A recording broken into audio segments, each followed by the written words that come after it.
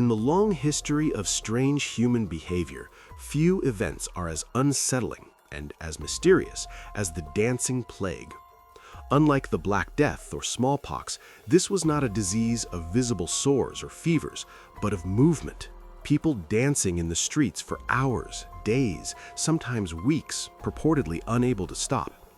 Between the 14th and 17th centuries, chroniclers across Central Europe described outbreaks in which dozens or even hundreds of men and women leapt, twirled, and stamped until they collapsed from exhaustion. The most famous of these incidents occurred in the summer of 1518 in the city of Strasbourg, then part of the Holy Roman Empire. It has come down to us as one of the most baffling episodes of collective behavior in European history. A plague without a clear germ that reveals as much about fear, faith, and stress as it does about medicine. To understand why the events in Strasbourg were so disturbing, it helps to picture the city itself in 1518. Strasbourg was a prosperous trading center on the Rhine, but beneath the surface prosperity lay deep anxieties. The region had recently been struck by poor harvests and famine. Many people were malnourished and desperate. Disease was common, and belief in divine punishment was strong. Social tensions simmered between rich and poor, town authorities and commoners, clergy and laity. This was also an age of intense religious fear. Preachers warned constantly of God's wrath and the torments awaiting sinners. Saints were not just holy figures, they were powerful, sometimes dangerous beings who could bless, heal, or curse. In such a climate, physical and spiritual suffering were tightly bound together in people's minds. It was in this anxious city that the dancing began. Sometime in July 1518, a woman known to history as Frau Traphia stepped into a narrow Strasbourg street and started to dance. There was no music, no festival, no wedding procession, just one woman moving in a strange, compulsive way. According to later accounts, she danced for hours, soaked in sweat, seemingly unable to stop even when her feet grew bloody and swollen. Onlookers gathered, at first out of curiosity, but as days passed, something stranger happened. Others joined her. Within a week, dozens of people were reportedly dancing in the streets, their bodies jerking and stamping rhythmically, their faces twisted in pain and distress. They did not dance for joy, they danced as if driven by some invisible force. City officials were alarmed. This was more than a curiosity. Dancers collapsed in the summer heat, some apparently suffering strokes or heart failure. Contemporary reports claimed that several people died as a result. Unsure what they were dealing with, the authorities consulted local physicians. These doctors rejected the idea of demonic possession and instead diagnosed the dancers with a natural illness they called hot blood, an excess of blood or heat in the body that, according to medieval medical theory, had to be expelled. Their remedy now seems grimly ironic. They recommended that the afflicted should continue to dance until the excess heat had burned itself out. On this advice, the city actually provided musicians and opened a special hall, even setting up a stage, in the hope that music and controlled dancing would cure the victims. The results were disastrous. With drummers and pipers playing lively tunes, the mania appeared to intensify.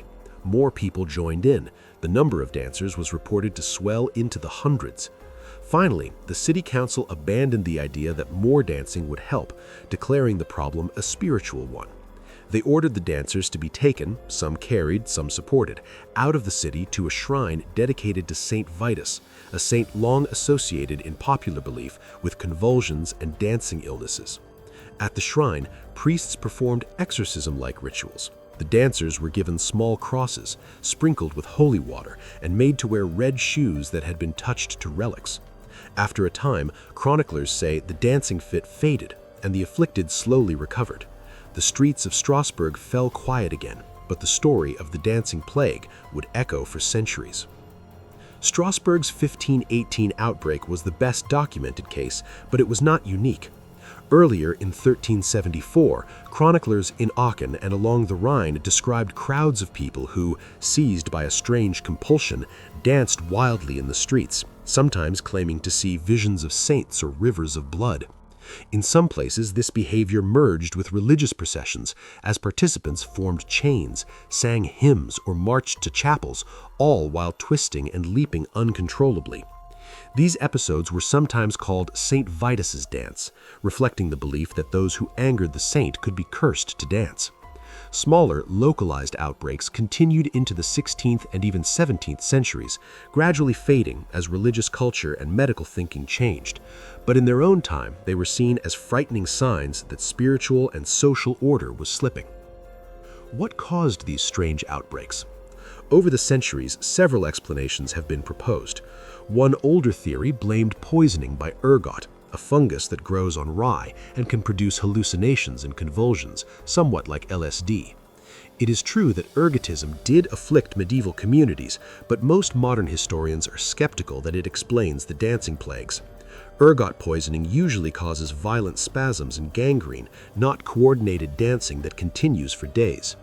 It would also be unlikely for large numbers of people to experience such similar symptoms at the same time while still being able to move in an organized way through city streets. Others have suggested neurological diseases like epilepsy or Sydenham's chorea, but these typically affect individuals, not synchronized crowds. The most convincing explanations today focus less on a single physical toxin and more on psychology, culture, and stress.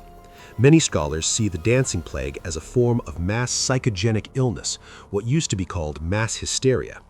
In situations of extreme anxiety, fear, and social pressure, human beings can develop real physical symptoms: tremors, paralysis, fainting, or in this case, uncontrollable movements, even though there is no infection or poison at work.